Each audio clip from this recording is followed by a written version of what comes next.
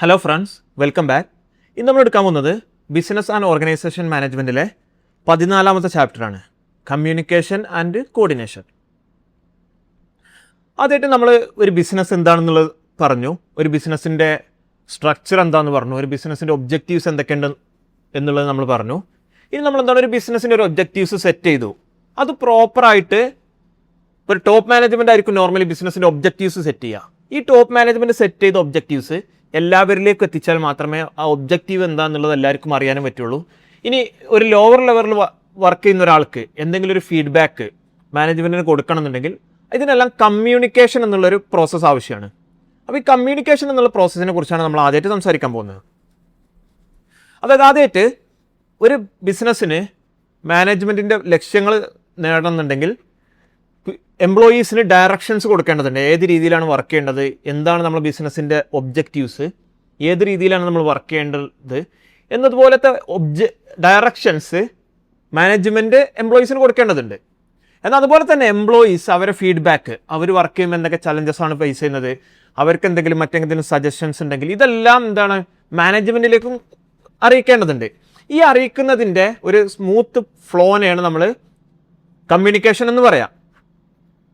This requires a smooth flow of instruction, plan, policies downward and flow of problem and performance report upward. അതായത് instructions എന്തൊക്കെയാണ്, plan എന്തൊക്കെയാണ്, policies എന്തൊക്കെയാണെന്നുള്ളത് ഡൗൺവേർഡിലേക്കും, downward എന്ന് പറഞ്ഞാൽ മുകളിൽ നിന്ന് താഴേയിലേക്കും, എന്നാൽ അതുപോലെ തന്നെ എന്തൊക്കെ പ്രോബ്ലംസ് ആണ് ഫേസ് ചെയ്യുന്നത്, എന്തൊക്കെ പെർഫോമൻസ് റിപ്പോർട്ട് എന്താണ് എന്നുള്ള കമ്മ്യൂണിക്കേഷൻ മുകളിലേക്കും മാനേജ്മെൻറ്റിലേക്കും ചെയ്യേണ്ടതുണ്ട്. അപ്പോൾ ഇതിന് പ്രോപ്പറായിട്ടൊരു ഫ്ലോ ഓഫ് ഇൻഫർമേഷൻ ബിസിനസ്സിൽ ഉണ്ടാവേണ്ടത് അത്യാവശ്യമാണ്. ഒരു പ്രോപ്പർ കമ്മ്യൂണിക്കേഷൻ സിസ്റ്റം ബിസിനസ്സിൽ എപ്പോഴും ഉണ്ടാവേണ്ടത് അത്യാവശ്യമാണ്. ഇനി നമുക്ക് കമ്മ്യൂണിക്കേഷൻ്റെ കുറച്ച് ക്യാരക്ടറിസ്റ്റിക്സ് നോക്കാം. ഒന്നാമത് 2-വേ പ്രോസസ്സാണ്. കമ്മ്യൂണിക്കേഷൻ എന്ന് പറഞ്ഞാൽ ഒരാൾ പറയുക മറ്റയാൾ കേൾക്കുക എന്നുള്ളതല്ല. ഒരാൾ പറഞ്ഞ് മറ്റയാൾ അത് കേട്ട് മറ്റയാൾ അത് അക്നോളജ് ചെയ്യണം, അത് ആക്സെപ്റ്റ് ചെയ്താൽ മാത്രമേ അത് ഒരു കമ്മ്യൂണിക്കേഷൻ ആവുള്ളൂ. അതുകൊണ്ട് തന്നെ കമ്മ്യൂണിക്കേഷൻ എപ്പോഴും ഒരു 2-വേ പ്രോസസ് ആയിട്ടാണ് കൺസിഡർ ചെയ്യുന്നത്. പിന്നെ അതൊരു കണ്ടിന്യൂസ് ആക്ടിവിറ്റിയാണ്.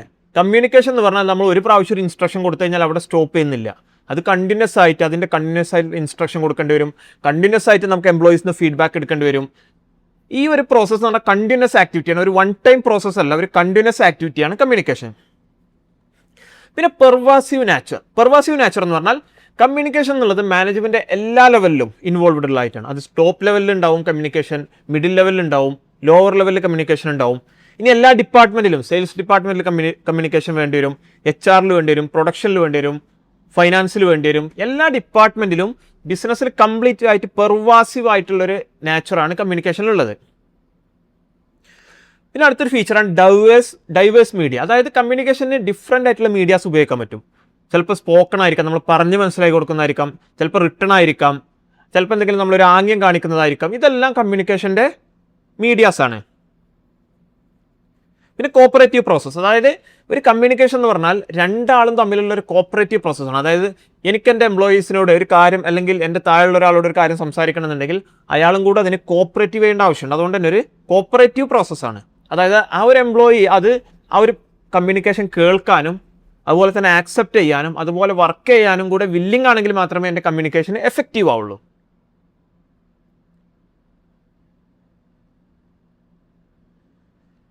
ഇനി കമ്മ്യൂണിക്കേഷൻ്റെ സ്റ്റെപ്സുകൾ നമുക്ക് നോക്കാം. ഒന്നാമത്തെ ക്ലിയർ പെർസെപ്ഷൻ ഓഫ് ഐഡിയ. അതായത് ഇപ്പം ഞാൻ ഒരു കമ്മ്യൂണിക്കേഷൻ പാസ് ചെയ്യാണ്, ആദ്യമായിട്ട് ഞാൻ എന്താണ് പാസ് ചെയ്യേണ്ടത്, എന്താണ് കമ്മ്യൂണിക്കേറ്റ് ചെയ്യാൻ ഉദ്ദേശിക്കുന്നത് എന്നുള്ളത് കറക്റ്റായിട്ട് സെൻറ്റർക്ക്, അത് കമ്മ്യൂണിക്കേറ്റ് ചെയ്യുന്ന ആൾക്ക് കറക്റ്റായിട്ട് മനസ്സിലാവണം. രണ്ടാമത്തെ പാർട്ടിസിപ്പേഷൻ ഓഫ് അതേഴ്സ്. അതായത് ഈ ഒരു communication involve others help in refining the idea before send out. അതായത് ഇപ്പം എൻ്റെ മനസ്സിലൊരു ആശയമുണ്ട്, അപ്പോൾ അതൊരാളോട് ഒരു മാസ് കമ്മ്യൂണിക്കേഷൻ ചെയ്യുന്നതിന് മുന്നായിട്ട് ചിലപ്പോൾ ആ ഏരിയയിൽ ഒരു എക്സ്പേർട്ടിനോട് കൂടെ അഡ്വൈസ് എടുത്തതിന് ശേഷം അല്ലെങ്കിൽ അവരും കൂടെ അതിൽ പാർട്ടിസിപ്പേറ്റ് ചെയ്തതിന് ശേഷമായിരിക്കണം ഞാൻ കമ്മ്യൂണിക്കേറ്റ് ചെയ്യേണ്ടത്. പിന്നെ ട്രാൻസ്മിഷൻ എന്ന് പറഞ്ഞാൽ ആ ഒരു കമ്മ്യൂണിക്കേഷൻ, ആ ഒരു മെസ്സേജ് പാസ് ചെയ്യുന്ന പ്രോസസ്സിനെയാണ് ട്രാൻസ്മിഷൻ എന്ന് പറയാം. അതായത് റൈറ്റ് ടൈമിലായിട്ട്, റൈറ്റ് മീഡിയത്തിൽ, റൈറ്റ് മെത്തേഡിൽ നമ്മൾ ആ ഒരു മെസ്സേജ് അല്ലെങ്കിൽ ഒരു കമ്മ്യൂണിക്കേഷൻ പ്രോസസ്സ് ചെയ്യേണ്ടത് അല്ലെങ്കിൽ ട്രാൻസ്മിറ്റ് ചെയ്യേണ്ടതുണ്ട്. പിന്നെ മോട്ടിവേറ്റിംഗ് റിസീവർ. ഒരു കമ്മ്യൂണിക്കേഷൻ എന്ന് പറഞ്ഞാൽ മോട്ടിവേറ്റർ എപ്പോഴും റിസീവർ എപ്പോഴും മോട്ടിവേറ്റ് ചെയ്യുന്ന രീതിയിലായിരിക്കണം. അത് കേൾക്കുന്ന ആൾക്ക് ഒരു മോട്ടിവേഷനും അയാളത് ആക്സെപ്റ്റ് ചെയ്യാൻ റെഡി ആയിരിക്കുന്ന കണ്ടീഷനും കൂടെ ആയിരിക്കണം. പിന്നെ ഇവാലുവേഷൻ ആൻഡ് എഫക്റ്റീവ്നെസ്, അതായത് നമ്മളിത് ഇൻഫർമേഷൻ പാസ് ചെയ്ത് കഴിഞ്ഞാൽ പിന്നെ അടുത്തായിട്ട് നമ്മൾ എന്ത് ചെയ്യണം, ഒരു ഫീഡ്ബാക്ക് എടുത്തിട്ടോ അല്ലെങ്കിൽ അവരോട് ചോദിച്ചിട്ടോ നമ്മൾ ഉദ്ദേശിച്ച ഒരു മെസ്സേജ് തന്നെയാണ് അവർക്ക് റിസീവ് ചെയ്തിട്ടുള്ളത് എന്നുള്ളത് നമ്മൾ ഇവാലുവേറ്റ് ചെയ്യും കൂടെ വേണം. ഇതാണ് കമ്മ്യൂണിക്കേഷൻ്റെ പ്രോസസ്സ്. ഒന്ന് നമ്മൾക്ക് ക്ലിയർ ആയിട്ടുള്ള ഒരു ഐഡിയ ഉണ്ടായിരിക്കുക. പിന്നെ എന്താണ് ഐഡിയ നമ്മൾ ഇവാലുവേറ്റ് ചെയ്യുക കമ്മ്യൂണിക്കേറ്റ് ചെയ്യുന്നതിന് മുന്നായിട്ട്. പിന്നെ ട്രാൻസ്മിഷൻ, അത് പാസ് ചെയ്യുക. പിന്നെ മോട്ടിവേറ്റിംഗ് റിസീവ് ചെയ്യുന്ന ആളെ മോട്ടിവേറ്റ് ചെയ്യുക. പിന്നെ അടുത്തത് ഇവാലുവേഷൻ ഓഫ് എഫക്റ്റീവ്നെസ്, അതായത് നമ്മൾ ഉദ്ദേശിച്ച രീതിയിൽ തന്നെയാണ് ആ മെസ്സേജ് പാസ് ആയിട്ടുള്ളത് എന്നുള്ളത് നമ്മൾ ഇവാലുവേറ്റ് ചെയ്ത് എൻഷുർ ചെയ്യാം. ഓക്കെ, ഇനി നമുക്ക് കമ്മ്യൂണിക്കേഷൻ്റെ കോർ എലമെൻസുകൾ നോക്കാം. ഒന്നാമത്തെ എലമെൻ്റാണ് കമ്മ്യൂണിക്കേറ്റർ. കമ്മ്യൂണിക്കേറ്റർ എന്ന് പറഞ്ഞാൽ ഇപ്പം ഞാനൊരു മെസ്സേജ് കമ്മ്യൂണിക്കേറ്റ് ചെയ്യണം, എന്നെയാണ് കമ്മ്യൂണിക്കേറ്റർ എന്ന് പറയുന്നത്, അതായത് സെൻഡർ. അപ്പം മെസ്സേജ് സെൻഡ് ചെയ്യുന്ന ആൾ. പിന്നെ എൻകോഡിങ്.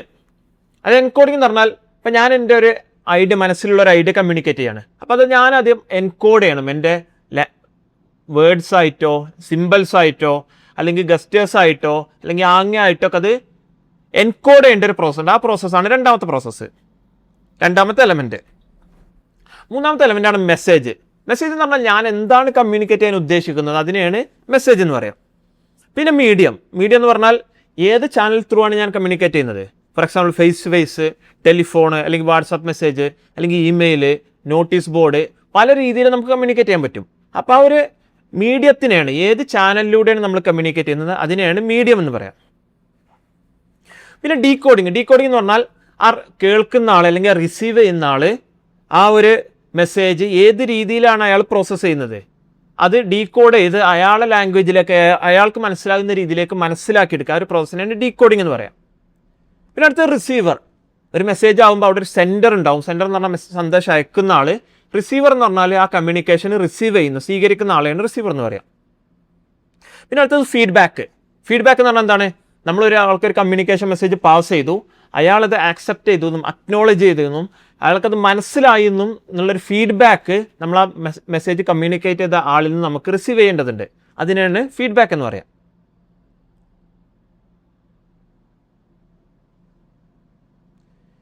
ഇനി നമുക്ക് ചാനൽസ് ഓഫ് കമ്മ്യൂണിക്കേഷൻ, അതായത് കമ്മ്യൂണിക്കേഷൻ്റെ വ്യത്യസ്തമായിട്ടുള്ള ചാനൽസ് നോക്കാം. ഏതൊക്കെ രീതിയിലാണ് കമ്മ്യൂണിക്കേറ്റ് ചെയ്യാൻ നോക്കാം.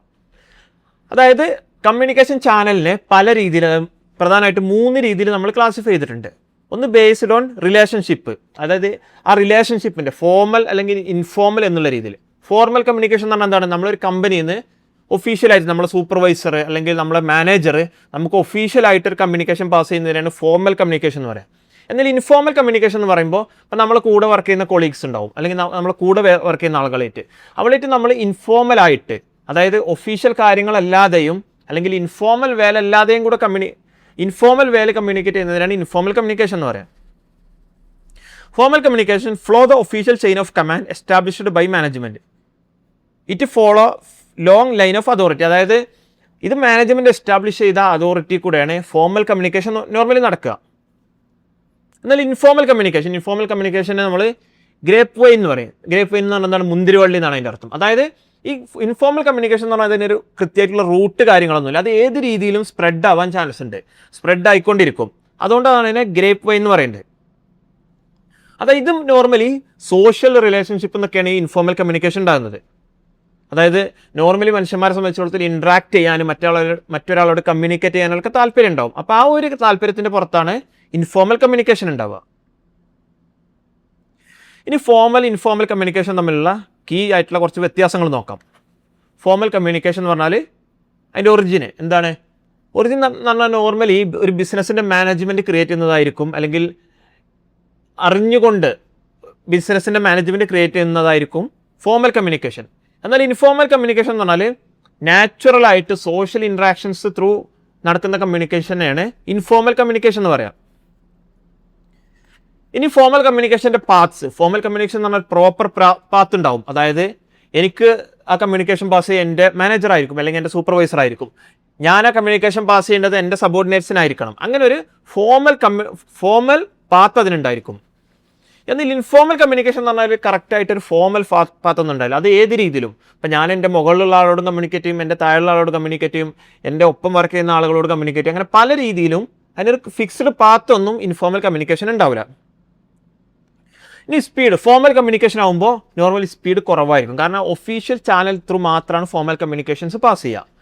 എന്നാൽ ഇൻഫോർമൽ കമ്മ്യൂണിക്കേഷൻ എന്ന് പറഞ്ഞാൽ എക്സ്ട്രീംലി ഫാസ്റ്റ് ആൻഡ് റാപ്പിഡ് ആണ്. കാരണം എന്താണ്, ഇൻഫോർമൽ കമ്മ്യൂണിക്കേഷൻ എന്ന് പറഞ്ഞാൽ ആരോടും ആ കമ്മ്യൂണിക്കേഷൻസ് പാസ് ചെയ്യാൻ ചാൻസ് ഉണ്ട്. അതുകൊണ്ട് തന്നെ അത് ഫാസ്റ്റ് ആണ്, റാപ്പിഡ് ആണ്.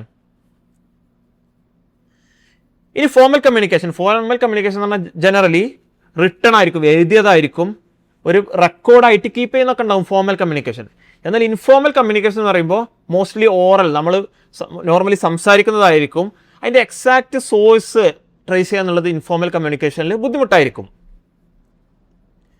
ഇനി ആക്യുറസി, ഫോർമൽ കമ്മ്യൂണിക്കേഷൻ എന്ന് പറഞ്ഞാൽ ഹൈലി റിലയബിൾ ആയിരിക്കും. കാരണം എന്താണ്, അത് ടോപ്പ് മാനേജ്മെൻറ്റ് എന്ന കറക്റ്റ് പാത്തിലൂടെയാണ് നമ്മളേക്ക് എത്തിയിട്ടുള്ളത്. അതുകൊണ്ട് തന്നെ അത് കൂടുതൽ റിലയബിൾ ആയിരിക്കും. എന്നാൽ ഇൻഫോർമൽ കമ്മ്യൂണിക്കേഷൻ, ഒരു കമ്പനിയിൽ ഇൻഫോർമൽ കമ്മ്യൂണിക്കേഷൻ എന്ന് പറഞ്ഞാൽ അത് ചിലപ്പോൾ കുറച്ച് സത്യങ്ങളുണ്ടായിരിക്കാം, ചിലപ്പോൾ കുറച്ച് സത്യമില്ലാത്ത കാര്യങ്ങളുണ്ടായിരിക്കും. ഇതെല്ലാം മിക്സ് ആവാനുള്ള ചാൻസ് ഉണ്ട്. അതുകൊണ്ട് ആക്യുറസി കുറവായിരിക്കും ഇൻഫോർമൽ കമ്മ്യൂണിക്കേഷന്. ഇതാണ് കമ്മ്യൂണിക്കേഷൻ ചാനലിൻ്റെ ഒരു classification: formal communication, informal communication. Formal എന്ന് പറഞ്ഞാൽ ഒരു കമ്പനീൻ്റെ ഒഫീഷ്യൽ ചാനൽ ത്രൂ നടക്കുന്ന കമ്മ്യൂണിക്കേഷൻസ് ആണ് ഫോർമൽ കമ്മ്യൂണിക്കേഷൻസ്. എന്നാൽ ഇൻഫോർമൽ എന്ന് പറയുമ്പോൾ ഒഫീഷ്യൽ ആയിട്ടല്ല, അത് പേഴ്സണൽ ആയിട്ട് അല്ലെങ്കിൽ സോഷ്യലൊക്കെ ആയിട്ട് നടക്കുന്ന കമ്മ്യൂണിക്കേഷനാണ് ഇൻഫോർമൽ കമ്മ്യൂണിക്കേഷൻ. ഇൻഫോർമൽ കമ്മ്യൂണിക്കേഷനെ പറയുന്ന പേരാണ് ഗ്രേപ്പ് വൈൻ. ഇനി രണ്ടാമത്തെ ടൈപ്പ് ക്ലാസിഫിക്കേഷനാണ് ബേസ്ഡ് ഓൺ ഡയറക്ഷൻ ഫ്ലോ. അതായത് ഏത് രീതിയിലാണ്, ഏത് ഡയറക്ഷനിലേക്കാണ് ഈ കമ്മ്യൂണിക്കേഷൻ ഫ്ലോ ചെയ്യുന്നത്, അതിനനുസരിച്ചും കമ്മ്യൂണിക്കേഷനെ ക്ലാസിഫൈ ചെയ്തിട്ടുണ്ട്. അതിലൊന്നാമത്തെ വെർട്ടിക്കൽ.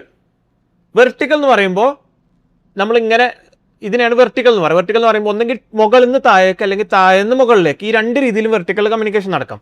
അതായത് ഒരു കമ്പനീൻ്റെ ഒഫീഷ്യൽ കമ്മ്യൂണിക്കേഷൻ, ഒരു കമ്പനീൻ്റെ ഓണർ ഏറ്റവും ഉയർന്ന മാനേജറോട് പറഞ്ഞു, ആ മാനേജർ അയാളെ താഴെയുള്ള ആളോട് പറഞ്ഞു, അതിൻ്റെ താഴെയുള്ള സൂപ്പർവൈസറിനോട് പറഞ്ഞു, അതിൻ്റെ താഴെയുള്ള ആൾ അയാളെ സപ്പോർട്ട് സ്റ്റാഫിനോട് പറഞ്ഞു. ഇതാണ് ഡൗൺവേർഡ് കമ്മ്യൂണിക്കേഷൻ. എന്നാൽ അപ്വേർഡ് എന്ന് പറയുമ്പോൾ നേരെ തിരിച്ച് താഴെന്ന് മുകളിലേക്ക് കമ്മ്യൂണിക്കേറ്റ് ചെയ്യുന്നതിനാണ് അപ്വേർഡ് കമ്മ്യൂണിക്കേഷൻ എന്ന് പറയുന്നത്. അതായത് എന്തെങ്കിലും പ്രോഗ്രസ് റിപ്പോർട്ട് അല്ലെങ്കിൽ എന്തെങ്കിലും ഫീഡ്ബാക്ക് ഒക്കെ താഴെന്ന് മുകളിലേക്ക് കമ്മ്യൂണിക്കേറ്റ് ചെയ്യുന്നതിനാണ് അപ്വേർഡ് എന്ന് പറയാം. ഇതാണ് വെർട്ടിക്കൽ കമ്മ്യൂണിക്കേഷൻ. ഇനി ഹൊറിസോണ്ടൽ കമ്മ്യൂണിക്കേഷൻ എന്ന് പറയുമ്പോൾ, ഹൊറിസോണ്ടൽ എന്ന് പറഞ്ഞാൽ സെയിം റാങ്ക് ലെവലിലുള്ള ആൾക്കാർ തമ്മിലുള്ള, ഹൊറിസോണ്ടൽ എന്ന് പറയുമ്പോൾ ഇങ്ങനെ, ഇതിനെയാണ് ഹൊറിസോണ്ടൽ എന്ന് പറയുന്നത്. അതായത് സെയിം ലെവലിലുള്ള ആൾക്കാർ. ഇപ്പം ഞാൻ കമ്മ്യൂണിക്കേറ്റ് ചെയ്യുന്നത് എൻ്റെ സെയിം ലെവലിലുള്ള ഒരാളോട് കമ്മ്യൂണിക്കേറ്റ് ചെയ്യുന്നു, അയാൾ അതേ ലെവലിലുള്ള ആളോട് കമ്മ്യൂണിക്കേറ്റ് ചെയ്യുന്നു. ഇതിനെയാണ് ഹൊറിസോണ്ടൽ കമ്മ്യൂണിക്കേഷൻ എന്ന് പറയാം. ഇനി ഡയഗണൽ കമ്മ്യൂണിക്കേഷൻ എന്ന് പറഞ്ഞാൽ, ഡയഗണൽ എന്ന് പറഞ്ഞാൽ പല ലെവലിലുള്ള ആൾക്കാർ, ഇപ്പോൾ മുകളിലുള്ള ആൾ താഴത്തുള്ള ഒരാളോട് കമ്മ്യൂണിക്കേറ്റ് ചെയ്യുന്നു, ഈ ലെവലിലുള്ള ആൾക്കാർ അതിനും താഴെയുള്ള ഒരാളോട് കമ്മ്യൂണിക്കേറ്റ് ചെയ്യുന്നു, ഏറ്റവും താഴെ നിന്ന് ഏറ്റവും മുകളിലേക്ക് കമ്മ്യൂണിക്കേറ്റ് ചെയ്യുന്നു. ഇങ്ങനെ ഡിഫറെൻറ്റ് ലെവലിലുള്ള ആൾക്കാർ തമ്മിലുള്ള കമ്മ്യൂണിക്കേഷനാണ് ഡയഗണൽ കമ്മ്യൂണിക്കേഷൻ എന്ന് പറയാം.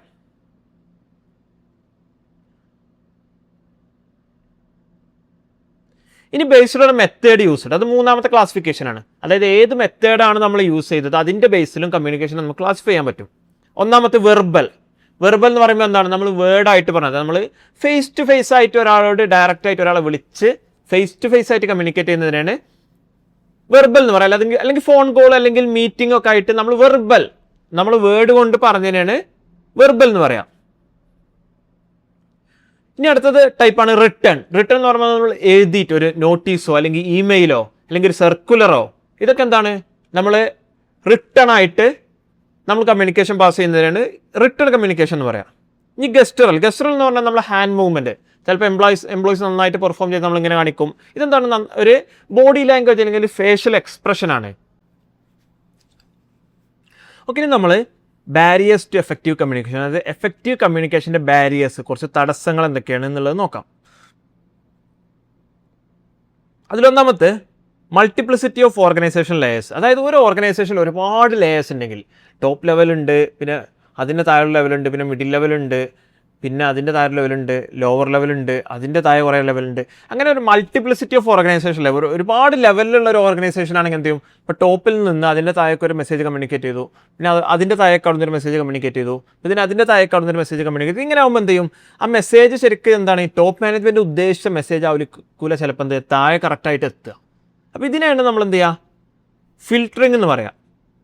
അതായത് ഇങ്ങനെ മെസ്സേജ് ഫിൽറ്റർ ചെയ്ത് വരുമ്പോൾ താഴെത്തുമ്പോൾ ചിലപ്പോൾ എന്തെങ്കിലും മെസ്സേജിൻ്റെ എസൻസ് അല്ലെങ്കിൽ മാനേജ്മെൻറ്റ് എന്താണ് ആ മെസ്സേജ് കൊണ്ട് ഉദ്ദേശിച്ചിട്ടുള്ളത് എന്നുള്ളതിൻ്റെ ഇൻറ്റൻഷൻ ചിലപ്പോൾ മാറിയിട്ടുണ്ടാവും. അപ്പോൾ ഇത് എഫക്റ്റീവ് കമ്മ്യൂണിക്കേഷൻ്റെ ഒരു ബാരിയറാണ്. അല്ലെങ്കിൽ ചിലപ്പോൾ എന്ത് ചെയ്യും, ഇതിൻ്റെ ഇടയിലുള്ള ചില മാനേജേഴ്സ് ഇൻറ്റൻഷനലി അവർക്ക് എന്തെങ്കിലും വേറെ താല്പര്യപ്രകാരം എന്ത് ചെയ്യും, ആ മെസ്സേജ് ചിലപ്പോൾ ചേഞ്ച് ആക്കും. ഇതിനൊക്കെയാണ് multiplicity of layers, organization layers എന്ന് പറയാം. പിന്നെ ലാംഗ്വേജ്, അതായത് നമ്മൾ നോർമൽ ഒരാളോട് കമ്മ്യൂണിക്കേറ്റ് ചെയ്യാണ്, ഒരു ലോവർ ലെവലുള്ള ആളോട് കമ്മ്യൂണിക്കേറ്റ് ചെയ്യണമെങ്കിൽ ഓരോരുത്തരുടെയും മനസ്സിലാകുന്ന ലാംഗ്വേജിലൊക്കെ ആയിരിക്കണം അവരോട് സംസാരിക്കേണ്ടത്. അപ്പോൾ നമ്മൾ ബോർഡ് ലെവൽ മീറ്റിങ്ങിൽ സംസാരിക്കുമ്പോൾ പക്ക ഇംഗ്ലീഷിലൊക്കെ സംസാരിച്ച് ആ രീതിയിലാണ് നമ്മൾ ചിലപ്പോൾ പ്രസൻറ്റ് ചെയ്യുക. എന്നാൽ നമ്മൾ അതേ കാര്യം തന്നെ നമ്മൾ ലോവർ ലെവലിലുള്ള എംപ്ലോയീസിനോട് സംസാരിക്കുമ്പോൾ എന്ത് ചെയ്യണം, അവർക്ക് മനസ്സിലാകുന്ന രീതിയിൽ, അവർക്ക് ടെക്നിക്കലി ചിലപ്പോൾ അറിയാത്ത ആളുകളായിരിക്കും, അല്ലെങ്കിൽ അവരുടെ ലാംഗ്വേജ് ചിലപ്പോൾ വേറെ ലാംഗ്വേജ് ആയിരിക്കും. അപ്പോൾ അതിനൊക്കെ മനസ്സിലാക്കിയിട്ട് ആ രീതിയിൽ സംസാരിക്കണം. അതിനെയാണ് നമ്മൾ ലാംഗ്വേജ് ബാരിയർ എന്ന് പറയുക. അതായത് ഈ ലാംഗ്വേജ് എന്താണ്, അല്ലെങ്കിൽ ഒരു ടെക്നിക്കൽ നോളജ് ഉള്ള കാര്യങ്ങൾ, ഒരു ഫിനാൻസിൻ്റെ കാര്യങ്ങൾ, അല്ലെങ്കിൽ ഫൈനാൻഷ്യൽ മാനേജ്മെൻറ്റിൻ്റെ കാര്യങ്ങൾ നമ്മൾ ഭയങ്കര ടെക്നിക്കൽ വേർഡ് ഉപയോഗിച്ചുകൊണ്ട് ഫൈനാൻസ് അറിയാത്ത ആളുകളോട് സംസാരിച്ചാൽ അവർക്ക് മനസ്സിലാവില്ല.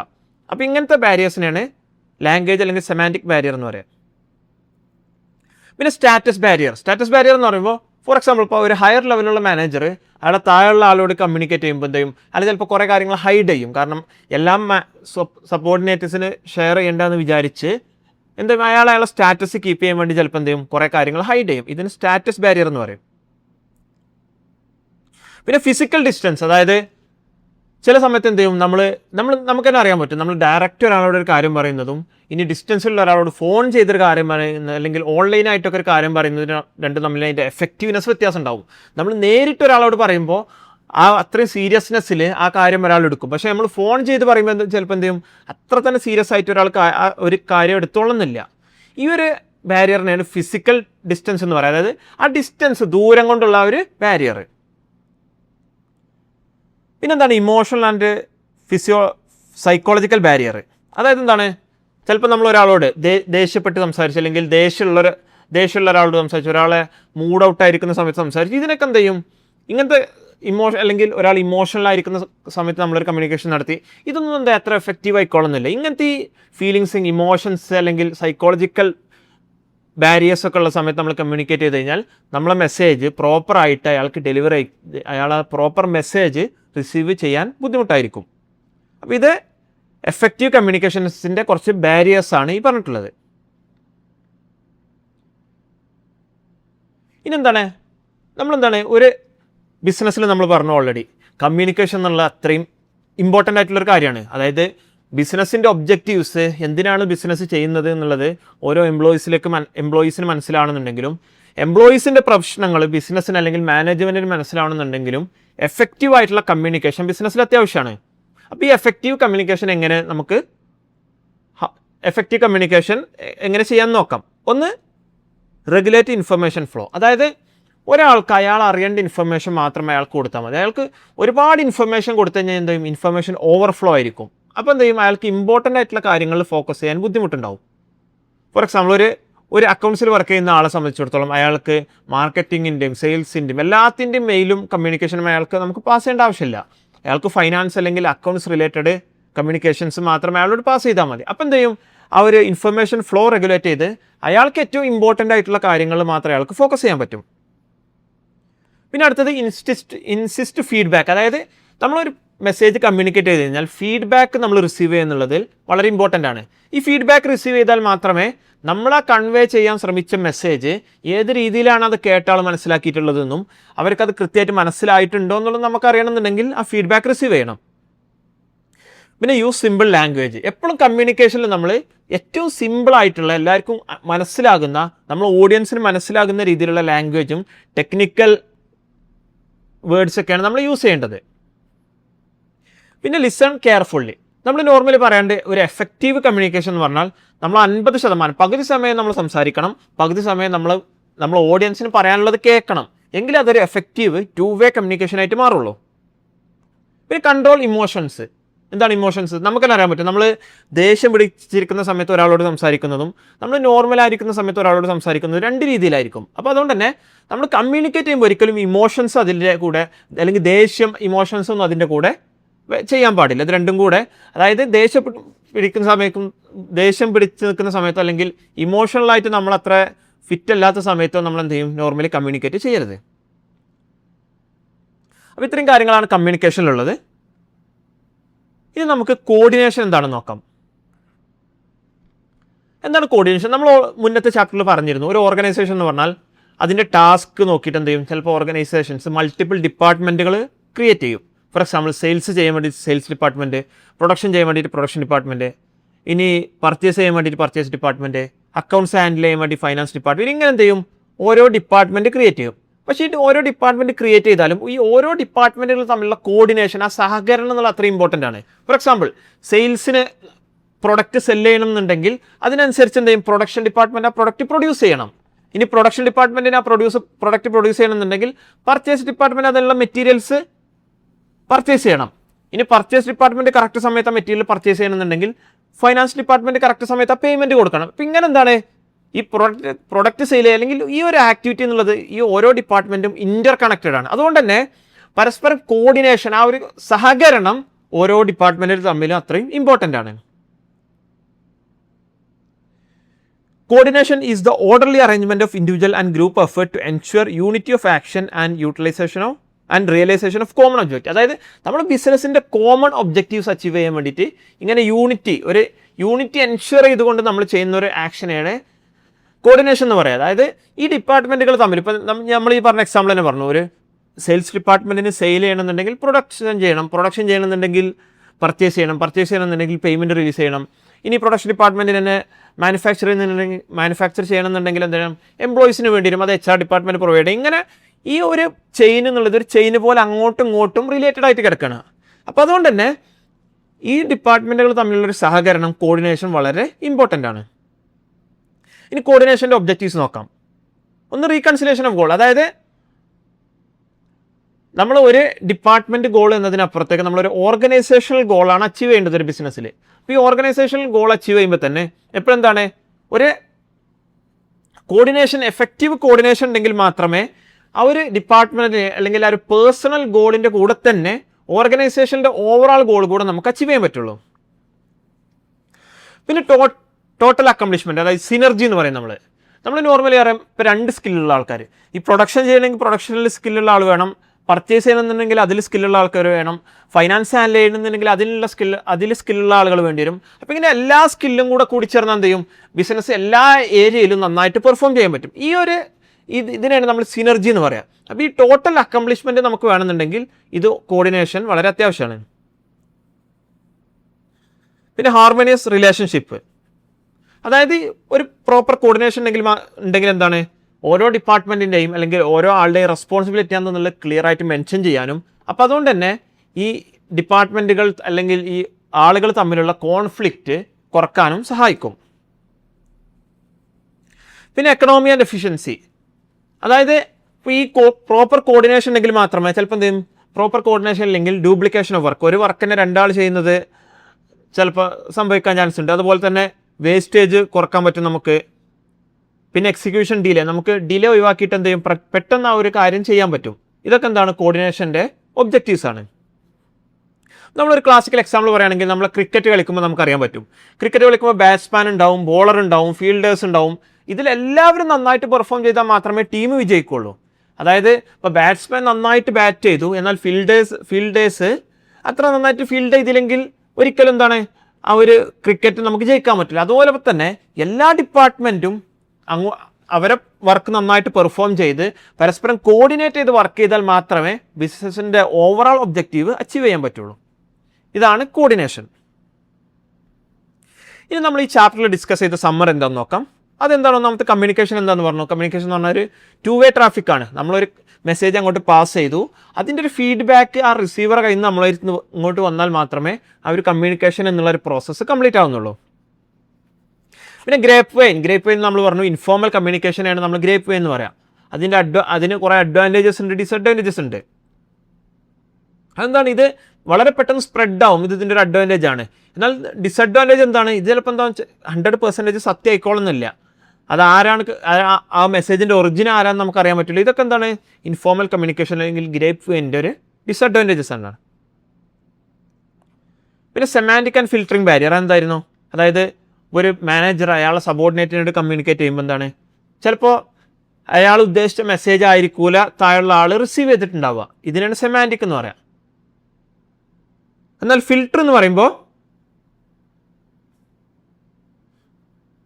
ഫിൽറ്ററിംഗ് എന്ന് പറയുമ്പോൾ ചിലപ്പോൾ എന്താ അയാൾ എല്ലാ കാര്യങ്ങളും സബോർഡിനേറ്റഡ് കമ്മ്യൂണിക്കേറ്റ് ചെയ്യണ്ട എന്ന് വിചാരിച്ചിട്ട്, അല്ലെങ്കിൽ എല്ലാം സബോർഡിനേറ്റ് അറിയണ്ട എന്ന് വിചാരിച്ച് ചില കാര്യങ്ങൾ ഹൈഡ് ചെയ്യുന്നതിനാണ് ഫിൽറ്ററിംഗ് എന്ന് പറയാം.